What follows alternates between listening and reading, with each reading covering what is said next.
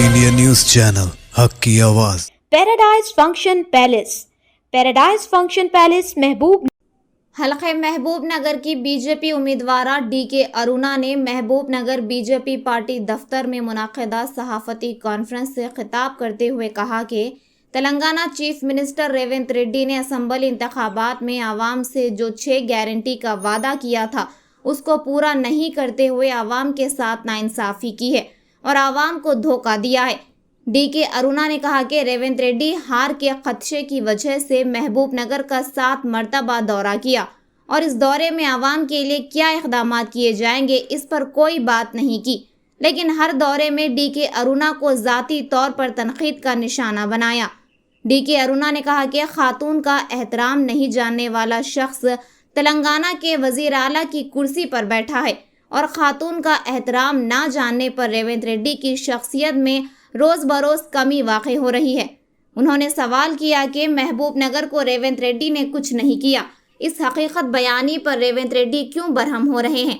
मैंने सिर्फ हकीकत बयानी से काम लिया है। डीके अरुणा ने कहा कि रेवंत रेड्डी महबूब नगर की आवाम और किसानों के मसाइल के साथ कभी खड़े नहीं हुए और ना ही महबूब नगर ज़िले की तरक्की के लिए कोई कोशिश की है। अवामी मसाइल में आप कहीं भी नज़र नहीं आए। डीके अरुणा ने महबूब नगर की आवाम से कहा कि मैं आपकी मुकामी बेटी हूँ, क्या आप लोग चीफ मिनिस्टर रेवंत रेड्डी के इस तर्ज बयानी की हिमायत करते हैं? ये सब हार के खौफ की वजह से रेवंत रेड्डी मुझ पर शख्सी तौर पर बेबुनियाद तबसरा कर रहे हैं। इस तबसरे से हम घबराने वाले नहीं हैं। अवाम इस तर्ज बयानी का जवाब वोट की सूरत में ज़रूर देंगे।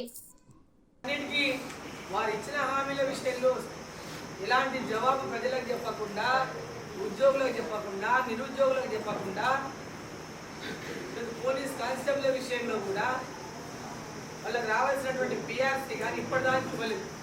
వాటి గురించి ఈరోజు జవాబు చెప్పకుండా వాళ్ళకి న్యాయం చేయకుండా ఇప్పటికీ మహబూబ్నగర్ జిల్లాకు మహబూబ్నగర్ పార్లమెంటుకు 7 సార్లు వచ్చిపోయింది.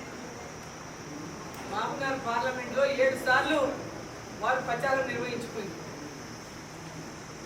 నిర్వహించిపోయినప్పుడల్లా ప్రజలకు ఏం చేస్తారో చెప్పరు కానీ డీకే అరుణమ్మని పర్సనల్గా అటాక్ చేసిపోతున్నారు.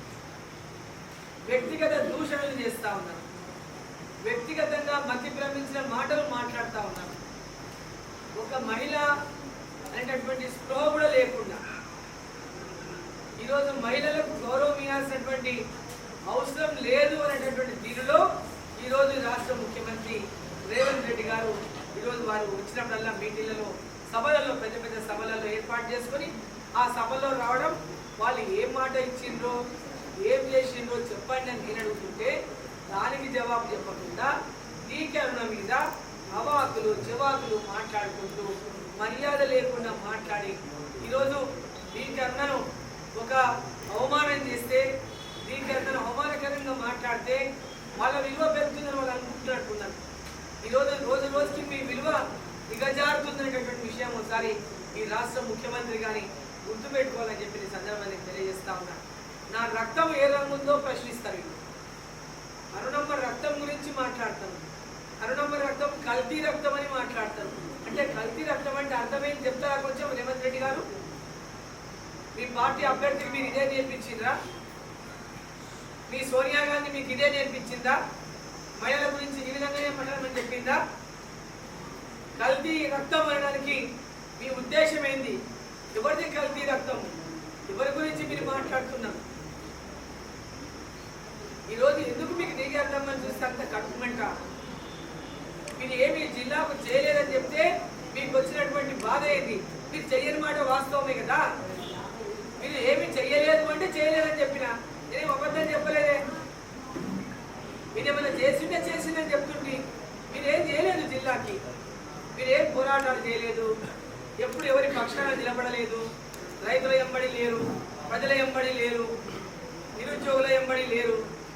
ఎవరి పక్షాన ఎప్పుడైనా మీరు పోరాటాలు చేయలేదు. జిల్లా అభివృద్ధిలో మీరు భాగస్వామ్యం కాలేదు. ఎన్నడూ జిల్లాల ప్రజల దగ్గరకు వచ్చి మీరు మమేకం కాలేదు. ప్రజల మధ్యలో మీరు ఎన్నడూ లేరు. ఓడిపోయింది వాళ్ళ కాంగ్రెస్ పార్టీ నిలబెట్టిన ఆయన ఏం చెప్తున్నాడు? కల్వకుర్తిలో ఎందుకు నిలబడలేదు అని ఒక ప్రశ్న ఇచ్చింది ఒక విలేకరి ఒక ఇంటర్వ్యూలో, టీవీ ఇంటర్వ్యూలో. అయితే ఆయన ఏం చెప్పిండు? కల్వకుర్తి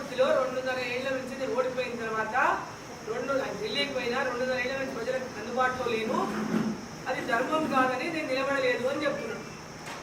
మరి మహబూబ్నగర్లో కూడా పోయినసారి పోటీ చేసి వెళ్ళిపోయింది కదా, 5 సంవత్సరాల వరకు తిరిగి మొబైల్ చూడలేదు కదా, 5 సంవత్సరాల పాలక ప్రజలకు కనీసం ఈ పక్క కూడా మళ్ళీ చూసింది లేదు కదా. అంటే పాలమూరు ప్రజలు ఇది అంత అమాయకులుగా అనిపిస్తున్నారా మీకు? ఈ ప్రజలకేమో అన్యాయం చేయొచ్చు, ఇలా ఏం చేయకపోయినా వచ్చి నిలబడి అబద్ధాల మాటలు చెప్పొచ్చు మీ కాంగ్రెస్ పార్టీ నాయకులు. ఇక్కడనే మీ ద్వంద్వ నీతి స్పష్టమైతే ఉంది. ప్రజలకు మీరు ఏ విధంగా మాట్లాడుతున్నారు, మీ లక్ష్యం ఏంటి, మీ ఉద్దేశం ఏంటి, ఇక్కడే స్పష్టంగా అర్థమవుతాం. దాని విషయంలో జవాబు చెప్పుకోలేక అరుణమ్మని నోటికి వచ్చిన మాటలు తిడుతుంటే ఎవరు హర్షించరు. నేను పాలమూరు బిడ్డల్ని ఒకటే కోరుతున్నా, మీ పాలమూరు బిడ్డని మీ ఇంట్లో ఆడపిల్లలు ఉన్న ప్రతి ఒక్కరు కూడా వాళ్ళు భాష మాట్లాడే భాషను మీరు సమర్థిస్తున్నారా? వాళ్ళు మాట్లాడే భాషను మీరు సమర్థిస్తున్నారా? వాళ్ళు ఏమేమి మాట్లాడిందో అవన్నీ వీడియో రూపంలో మీ ముందుకు పంపిస్తా. ఓసారి వాళ్ళు మాట్లాడిన భాష చూడండి, వాళ్ళు మాట్లాడిన తీరు చూడండి.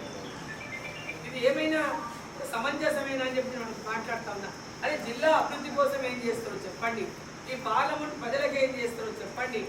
పాలమూరు రంగారెడ్డిని ఈరోజు పాలమూరు మహబూబ్నగర్ పార్లమెంట్లో ఉన్న అన్ని నియోజకవర్గ ప్రజలు మోసం చేస్తూ నేను ఇప్పటికీ ఛాలెంజ్ చేశాను, దానికి జవాబు చెప్తలేరు.